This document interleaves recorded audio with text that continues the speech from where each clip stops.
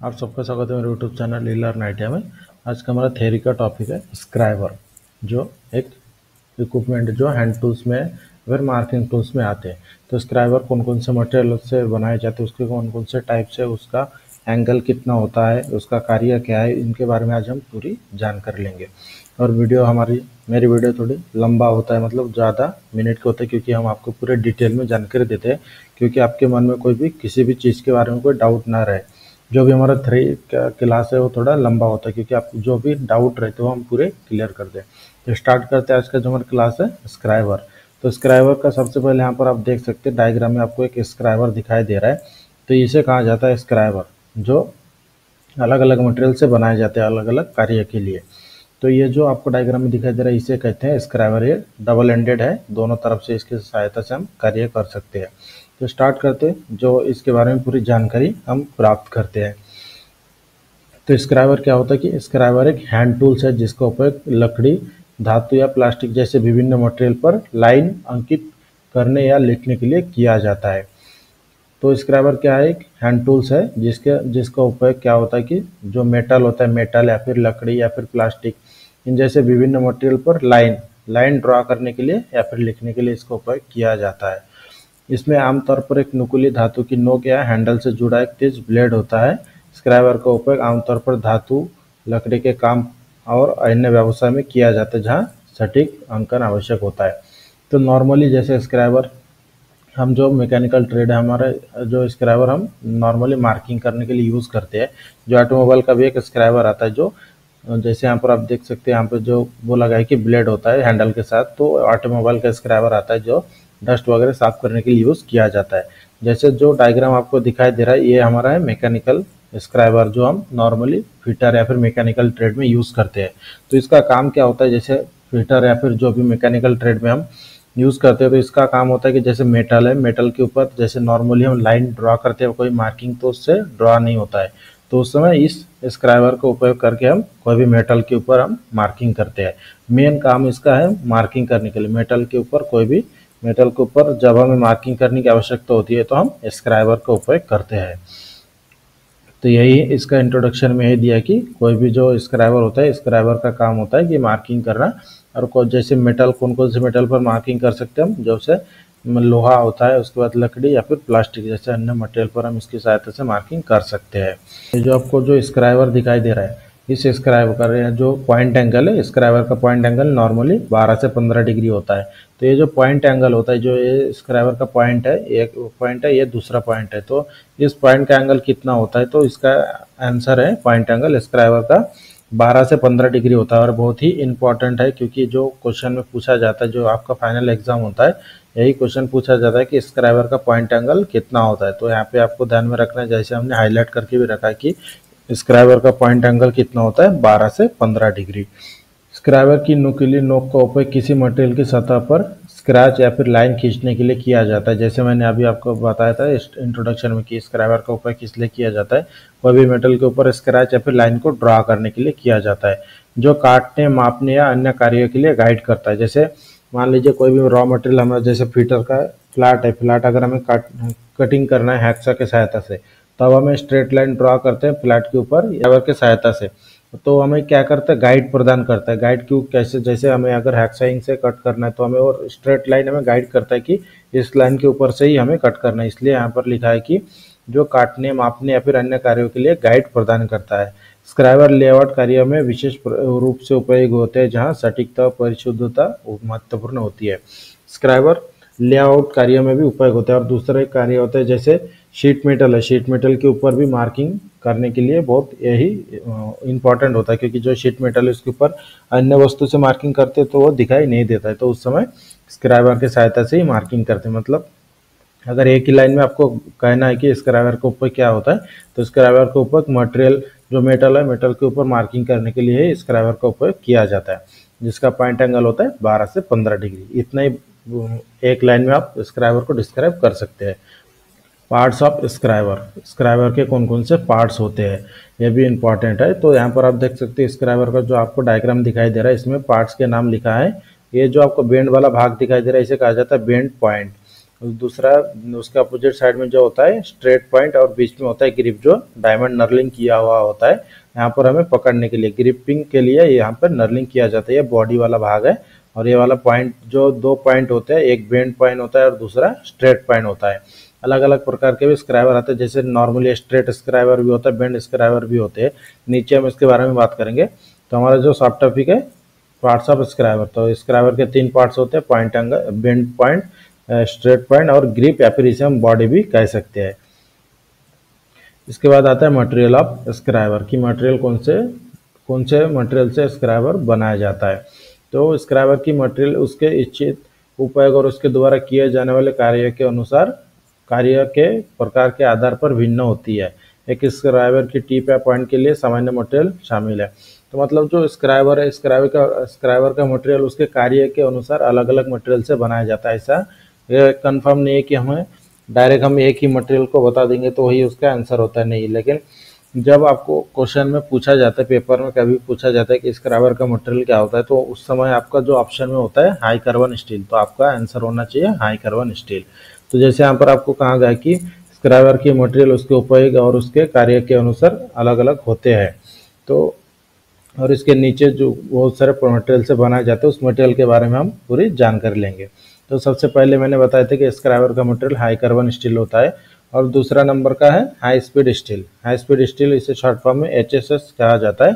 HSS एक टिकाऊ और गर्मी प्रतिरोध मटेरियल है जिसका उपयोग आमतौर पर मेटल के वर्क में स्क्राइबर टिप्स के लिए किया जाता है। यह उच्च तापमान पर तीक्ष्णता बनाए रखते हैं और कठोर मटेरियल पर निशान लगाने के लिए उपयुक्त होते हैं। तो मतलब जो हाई स्पीड स्टील मटेरियल होता है, इससे स्क्राइबर जो बनाए जाते हैं, तो उसका फायदा क्या होता है कि ये ज़्यादा हीट सहन कर सकते हैं। मतलब ज़्यादा गर्म, जैसे कोई भी गर्म जॉब रहे उसके ऊपर अगर मार्किंग करना रहे तो उस समय भी इस मटेरियल से बने स्क्राइबर का उपयोग कर सकते हैं। और इसका जो टिप नॉर्मली ज़्यादा, इसका टिप ही हाई कार्बन स्टील से हाई स्पीड स्टील से बनाया जाता है, जो हाई टेम्परेचर में भी उसका जो शार्पनेस है वो बनाए रखता है। दूसरा मटेरियल है कार्बाइड। कार्बाइड जैसे जो हमारा हाई स्पीड स्टील है या फिर हाई कार्बन स्टील है, इससे भी हार्ड मेटल है कार्बाइड। तो कार्बाइड टिप अपनी हार्डनेस और घर्षण के प्रतिरोध के लिए जाने जाते हैं। जैसे मैंने कहा था कि दोनों से हार्ड मटेरियल कौन सा है, कार्बाइड। तो कार्बाइड टिप की जो स्क्राइबर होते हैं वो अपने हार्डनेस और घर्षण प्रतिरोध, मतलब जो घिसता नहीं है। जैसे मेटल के ऊपर अगर हमें लाइन ड्रॉ करते तो उस समय बहुत टाइम यूज करने के बाद तो घिस जाता है, लेकिन यह कार्बाइड वाले टिप के जो स्क्राइबर होते हैं वो घिसते नहीं है। कार्बाइड टिप वाले स्क्राइबर का उपयोग अक्सर उन अनुप्रयोग में किया जाता है जहां ड्यूरेबिलिटी और लॉन्गेबिलिटी की आवश्यकता होती है, खासकर जब घर्षण मटेरियल के साथ काम करते हैं। तो जो कार्बाइड वाले टिप के जो स्क्राइबर होते हैं इसको उपयोग कहाँ करते हैं, मतलब ड्यूरेबिलिटी चाहिए या फिर ज़्यादा देर तक अगर हमें काम करना है, मतलब कोई भी मेटल के ऊपर बहुत ज़्यादा काम, जैसे एक मटेरियल के ऊपर कंटिन्यू हमें स्क्राइबर से ही काम कर रहे हैं, तो उस समय कार्बाइड के टिप वाले जो स्क्राइबर होते हैं उसका उपयोग किया जाता है। मटेरियल है टूल स्टील। विभिन्न प्रकार के टूल स्टील जैसे कार्बन स्टील या अला स्टील का उपयोग स्क्राइबर टिप के लिए किया जाता है।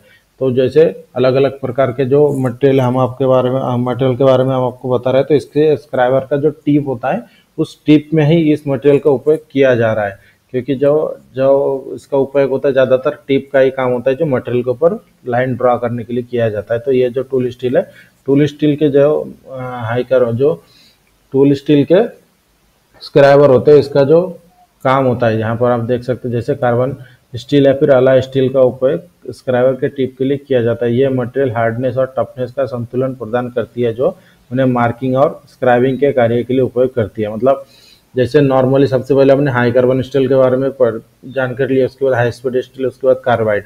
तो तीनों मटेरियल से ज़्यादा हार्ड मटेरियल है टूल स्टील। तो इस प्रकार अगर मान लीजिए कोई हाई स्पीड स्टील के ऊपर अगर स्क्राइबर के ऊपर उस स्क्राइबर का उपयोग किया जाता है। नेक्स्ट मटेरियल है हमारा टंगस्टन। टंगस्टन जैसे हमारे 4 मटेरियल इसके ऊपर पड़े हैं हमने, उससे इन चारों मटेरियल से हार्ड वाला मटेरियल है टंगस्टन। टंगस्टन एक ठोस और हार्ड मेटल है जिसका उपयोग अक्सर स्क्राइबर टिप के लिए मिश्र धातु के रूप में किया जाता है। मिश्र धातु मतलब अला स्टील के रूप में किया जाता है। टंगस्टन कार्बाइड, टंगस्टन और कार्बन का एक यौगिक विशेष रूप से टिकाऊ और उन एप्लीकेशन के लिए किया जाता है जहां घर्षण का प्रतिरोध महत्वपूर्ण होता है। तो मान लीजिए अगर टंगस्टन के टिप वाले अगर स्क्राइबर का उपयोग हमें डायरेक्टली हमें बताना है, तो मान लीजिए कि जैसे टूल स्टील का मटेरियल है, टूल स्टील के मटेरियल के ऊपर अगर हमें मार्किंग करना है तो उस समय कौन से स्क्राइबर का उपयोग करना है, टंगस्टन के टिप वाले स्क्राइबर का उपयोग करना है, क्योंकि यह टूल स्टील से हार्ड, जो भी मार्किंग टूल हम यूज़ करते हैं, जो हमारा मेटल होता है जिसके ऊपर हमें वर्क करते हैं, उससे हार्ड वाला मटेरियल से मार्किंग किया जाता है, फिर कटिंग किया जाता है। मतलब जिस मटेरियल के ऊपर अगर हमें कट करना है तो उससे हार्ड वाला मटेरियल से ही कट होता है, उसी प्रकार जिस मटेरियल के ऊपर अगर हमें मार्किंग करना है तो उससे हार्ड वाला मटेरियल से ही मार्किंग होता है। ये बात आपको ध्यान में रखना है। तो जैसे टूल स्टील वाला मटेरियल है, इसके ऊपर अगर हमें मार्किंग करना है तो टंगस्टन के टिप वाले जो स्क्राइबर होते हैं उसका उपयोग करना है। यही यहाँ पर आपको बताया गया है। और लास्ट वाला हमारा जो स्क्राइबर का मटेरियल है वो है डायमंड। डायमंड ये बाकी के ऊपर के जो भी हम मटेरियल के बारे में बात की उससे सबसे ज़्यादा हार्ड होता है डायमंड।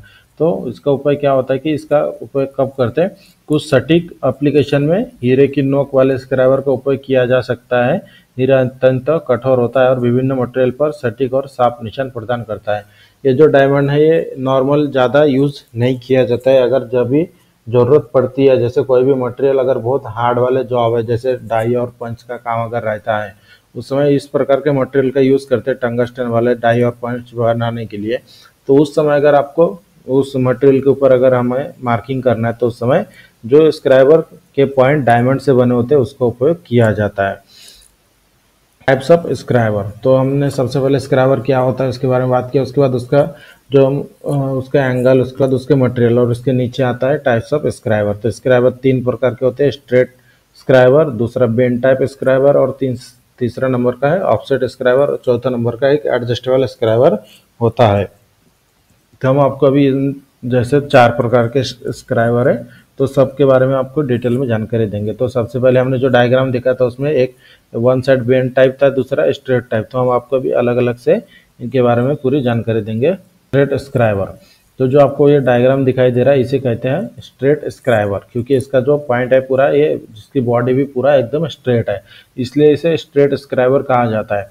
जो इसके हमने स्टार्टिंग में भी आपको बताया था, जो 2 एंड वाले थे। तो स्ट्रेट स्क्राइबर एक सीधा नुकीले सिरे वाला एक बुनियादी स्क्राइबर होता है और यह स्क्राइबर का सबसे कॉमन प्रकार है। तो ये जो आपको स्ट्रेट स्क्राइबर दिखाई दे रहा है ये सबसे कॉमन टाइप के स्क्राइबर है जो नॉर्मली हैंड टूल्स में यूज़ किए जाते हैं। इसका उपयोग कब करते हैं, इसका उपयोग है बहुमुखी और विभिन्न मटेरियल पर सामान्य मार्किंग और स्क्राइबिंग के लिए उपयुक्त होते हैं। लेआउट कार्य और मार्किंग के लिए कार्यशाला में यह एक मौलिक उपकरण है। मतलब नॉर्मली जैसे हमने सभी पहले बताया कि यह सबसे कॉमन टाइप के स्क्राइबर है, तो इसका उपयोग मार्किंग और स्क्राइबिंग के लिए ही किया जाता है। नॉर्मली जो वर्कशॉप में इसका उपयोग करते हैं। बेंड टाइप स्क्राइबर, ये हमारा बेंड टाइप स्क्राइबर है जो वन साइड से बेंड होता है और दूसरे साइड से स्ट्रेट होता है। लेकिन बेंड टाइप क्यों कहा गया, क्योंकि इसका वन साइड बेंड होता है इसलिए इसे बेंड टाइप स्क्राइबर कहा जाता है। बेंड टाइप स्क्राइबर में एक मुड़ा हुआ कोणीय सिरा होता है जो सीधे स्क्राइबर की तुलना में एक अलग ज्यामिति प्रदान करता है। जैसे नॉर्मली हम स्ट्रेट स्क्राइबर सबसे पहले देखिए, यहाँ पर आप देख सकते हैं स्ट्रेट मतलब इसके आकार के हिसाब से इसका नाम दिया गया है।